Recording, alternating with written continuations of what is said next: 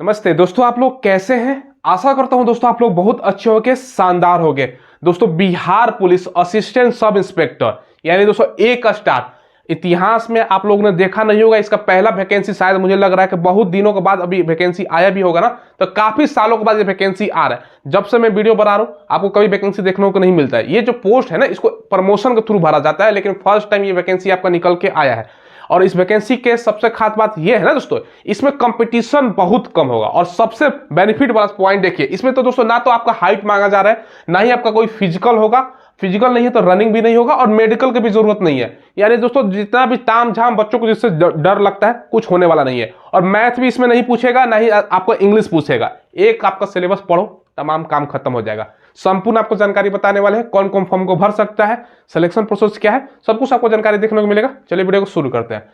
अब देखिए दोस्तों, इसकी आपको तैयारी कहाँ से करनी है ये बता देता हूँ। देखो, इसके लिए आपको किरण इंस्टीट्यूट का बुक लेना है। ये जो आप बुक देख रहे हो ना, ये बिहार का ऑल एग्जाम इसमें कवर हो जाएगा। बिहार दरोगा, बिहार सिपाही, बिहार एसएससी, यानी बिहार के लिए स्पेशल रूप से समान अध्ययन का चैप्टर वाइज सॉल्व पेपर है किरण इंस्टीट्यूट की तरफ से।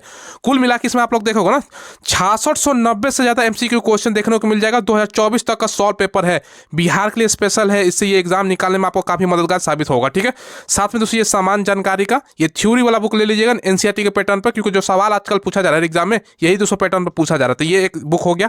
हिंदी दोस्तों क्योंकि क्वालिफाई नेचर का है, तो हिंदी का भी आपको पढ़ना है, तो हिंदी के लिए भी दोस्तों ये आप बुक ले सकते हो किरण इंस्टीट्यूट का। और दोस्तों एक ये आपका प्रैक्टिस सेट लेना है। ये 2008 से लेकर 2024 तक का ये बिहार दरोगा का सॉल्व पेपर है।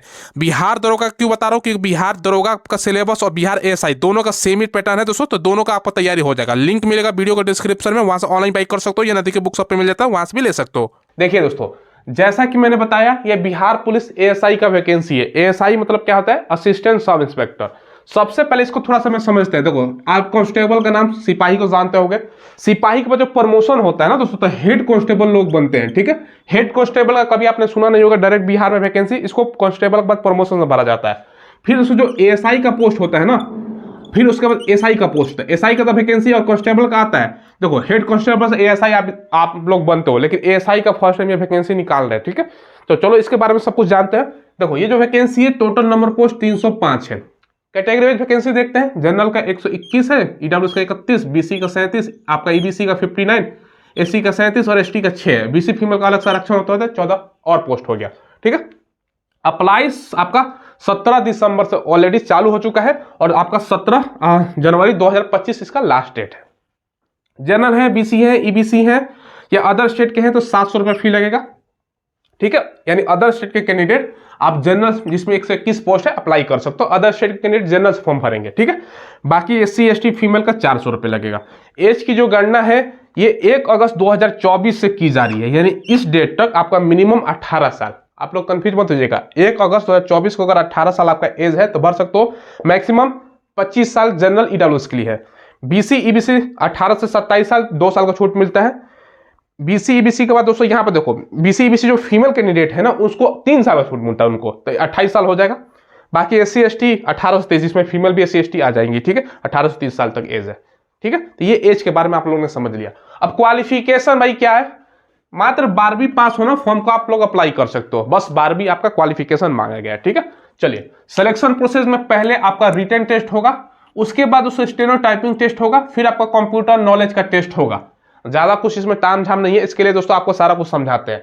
देखो यहाँ पर दोस्तों सबसे पहले आपको एक चीज ध्यान में समझनी होगी, जो 12वीं पास आपका क्वालिफिकेशन है ना, आपके पास दोस्तों कंप्यूटर का सर्टिफिकेट होना चाहिए। ठीक है, डिप्लोमा जिसको बोलते हैं, कोई भी कंप्यूटर का दोस्तों आपका कोर्स कर रखा है तो आप लोग, अगर नहीं कर रखा है तो अगर सोचना, पीछे अगर बन जाता है कहीं से दोस्तों, तो आप लोग बैक टाइम में बना भी सकते हो, तो फॉर्म भर सकते हो। ठीक है, चलिए 1 साल का आप लोग कोर्स बना लीजिएगा ड्यूरेशन का। चलिए आगे बात करते हैं दोस्तों यहाँ पर सिलेबस की। तो देखो, पेपर 1 जो है ना, इसमें दोस्तों 2 पेपर है, पेपर 1 और पेपर 2। अब आप लोग पूछोगे कि सर क्या एक ही दिन दोनों पेपर होता है? जी हाँ, इसमें दोस्तों पेपर 1 पेपर 2, मतलब आप लोग टायर 1 टायर 2 मत समझ लीजिएगा। पेपर 1 पेपर 2 है, एक खत्म दूसरा उसी टाइम स्टार्ट हो जाता है। पेपर 1 जो है क्वालिफाई नेचर का है, बस पास करना है, इसका मेरिट से कोई लेना देना नहीं है। मेरिट में इसका मार्क्स नहीं जोड़ा जाएगा, क्वालिफाई करना है बस, नंबर। ये 100 क्वेश्चन पूछेगा, 100 नंबर का, 1.5 घंटे का समय है। 30 आपको लाना होता है, हिंदी से सवाल पूछेगा बस।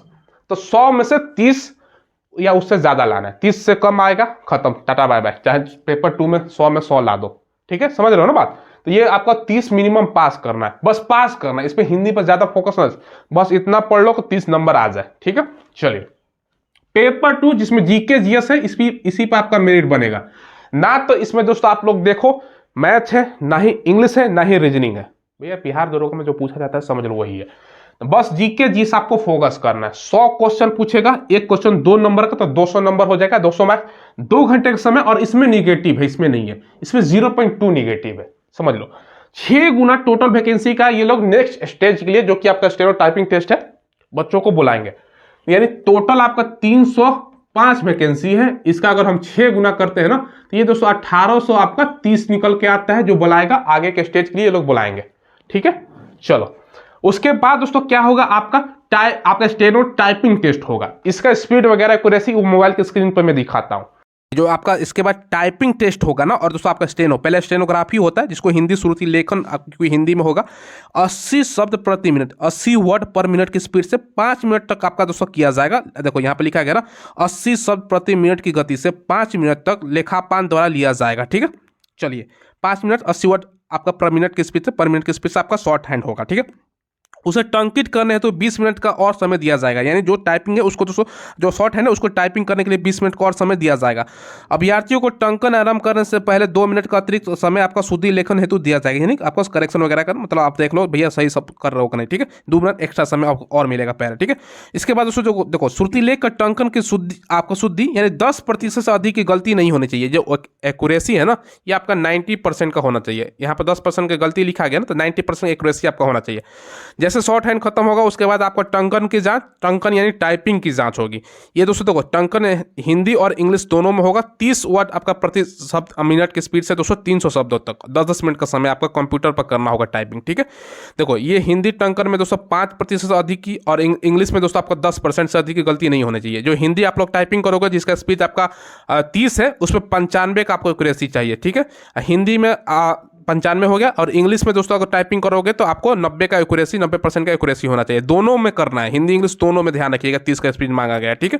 चलिए बाकी दोस्तों इसमें अगर हम बात करें, देखो निर्धारित 10 मिनट में 300 शब्द का आपका रहेगा।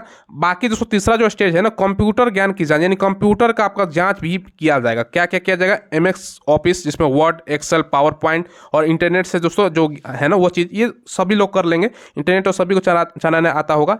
वर्ड हो गया, एक्सेल, पावर पॉइंट आप लोग सीख लीजिएगा, ठीक है। 1-2 दिन क्लास लीजिएगा ना ऑनलाइन, आपका पैसे भी देने की जरूरत नहीं है, ऑनलाइन सीख सकते हो। यूट्यूब पर फ्री में वीडियो आपको मिल जाएगा, ठीक है। सर्च कीजिएगा भैया आपको MS ऑफिस, ये वर्ड सीखना है, एक्सेल सीखना है, तो मिल जाएगा, ठीक है, सारा कुछ। बाकी दोस्तों देखिए आपको सारा स्टेनो का, टाइपिंग का, कंप्यूटर नॉलेज का, देखो कंप्यूटर नॉलेज में बेसिक चीज है, उसको आप लोग कहीं भी ऑनलाइन भी सीख सकते हो दोस्तों। भैया ये जो मांगा जा रहा, ऑनलाइन सर्च कर लेना, यूट्यूब पर फ्री में वीडियो मिल जाएगा। मेन इसमें क्या है ना दोस्तों, कंपटीशन में क्यों बोला था कम होगा, समझिएगा। देखो कंपटीशन कम होने के कारण जो स्टेनोग्राफी टेस्ट होता है, जिसको शॉर्ट हैंड बोला जाता है दोस्तों, ये होता क्या समझिएगा। एक मान चलो लंबा वाक्य है, माय नेम इज सूरज, ठीक है, इसको शॉर्ट में कैसे लिखोगे। कोई बोल रहा है, मान चलो दोस्तों, देखते हो कि भैया जज बोलता है, कोई मंत्री बोलते हैं, तो सब आपका शॉर्ट हैंड वो उनके पास खड़ा होता है। देखते हो आप पेज लेके कलम लेके लिखता रहता है। यानी लंबा वाक्य को कोड में दोस्तों शॉर्ट में लिखना। जैसे मैं इतना स्पीड से बोल रहा हूँ, अगर आपको मैं बोल दूं कि ये जो इतना मैं शब्द बोल रहा हूँ वो लिखो, कैसे कर पाओगे, लिख पाओगे? क्योंकि दोस्तों एक लाइन सुनोगे, अगला अगला हम निकल जाएंगे आगे। तो इसको शॉर्ट में लिखने के लिए दोस्तों ऐसा समझ लीजिए, जैसे मैं लिख रहा हूं, जैसे यही शब्द लिखा हुआ है, जैसे समझ लो कि भैया no height, physical, no running, इसको शॉर्ट में एक कोड में लिख दिया, ऐसे कोड है, ऐसे कोड में एग्जांपल बता रहा हूं। आप लोग शॉर्ट हैंड में ऑनलाइन सर्च कीजिएगा, आपको मिल जाएगा। इसको बस प्रैक्टिस करना होता है, आप लोगों के ऊपर है कितना समय लगता है, ठीक है। तो ये ध्यान रखिएगा, पहले एग्जाम है, अभी से सीखना स्टार्ट कर दो, ठीक है। चलिए इस पोस्ट के बारे में दोस्तों और भी चीजें मतलब आपको जाननी है कि सैलरी कितना मिलेगा। जो स्टार्टिंग सैलरी है 29,200 स्टार्टिंग है, मतलब इन हैंड आपको कितना मिलेगा वो भी बताते हैं। देखो इसमें दोस्तों स्टार्टिंग सैलरी इतना है, और जो सैलरी आपका बढ़ते बढ़ते जाएगा ना, ये 80,000 तक प्लस चल जाएगा। लेकिन दोस्तों जो इन हैंड मिलेगा, भैया पहला मिला हमारा कितना हैंड में आएगा भाई, देखो इसमें दोस्तों आपका जो सैलरी है आपका 40,000 से ज्यादा पहला महीना भैया बैंक के अकाउंट में खटाक से, ठीक है। 1 तारीख तक आपका पेमेंट अकाउंट में, 31 तारीख या 30 तारीख जो भी महीना पड़े उस दिन आपको पेमेंट आ जाएगा। ठीक है, शानदार बिहार में रह के नौकरी आप लोग करोगे। और इसमें देखो जो ये दोस्तों होता है ना, इसमें दोस्तों आप लोग देखोगे 1 स्टार मिलेगा। दरोगा में डबल स्टार यहाँ पे होता है ना, दोनों तरफ 2-2 स्टार, इसमें 1 स्टार समझ लो। कांस्टेबल से ऊपर है हेड कांस्टेबल और हेड कांस्टेबल से ऊपर है एएसआई, फिर आता है सब इंस्पेक्टर दरोगा जिसको बोला जाता है। तो दरोगा का समझ लो नीचे एक पोस्ट है, काफी शानदार है दोस्तों, और स्टेनो वाला पोस्ट है। तो ये दोस्तों आपको ज्यादा काम ताम झाम वाला नहीं मिलेगा, ये भी ध्यान रखिएगा। ठीक है, तो ये चीजें हैं जो मैंने आपको बता दी हैं। चलिए, इसमें फिजिकल वगैरह कुछ है नहीं, हाइट वगैरह कुछ है नहीं, तो ये लोग जरूर आप लोग फॉर्म भरना। ठीक है, चलिए कोई सवाल हो कोई डाउट हो कमेंट के माध्यम से पूछ लीजिएगा। चैनल को जरूर आप लोग सब्सक्राइब कीजिएगा दोस्तों, और बेल आइकन भी प्रेस कर दीजिएगा। मेरा नाम सूरज है, चैनल का नाम माय स्मार्ट। ठीक है, हम जो लेटेस्ट गवर्नमेंट जॉब निकलता है ना उसका इंफॉर्मेशन आपको प्रोवाइड करवाते हैं। वीडियो को डिस्क्रिप्शन में टेलीग्राम मिलेगा, उसको ज्वाइन कीजिएगा।